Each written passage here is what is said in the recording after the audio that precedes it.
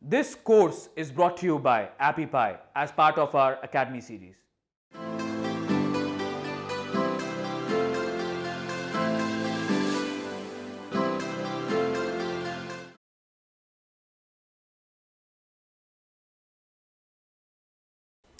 Hello and welcome back. Here are 3 SEO tips from me to you. Number 1. The newer your website is, the more patient you will need to be.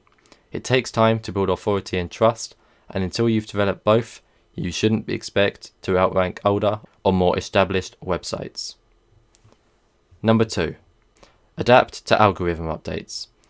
To attain and retain good rankings, you need to adapt your SEO strategy as the search engines evolve over time.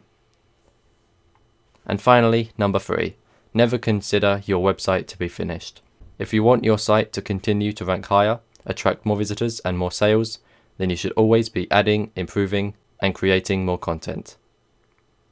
Thanks for watching, thanks for listening, and I'll see you in the next one. Goodbye.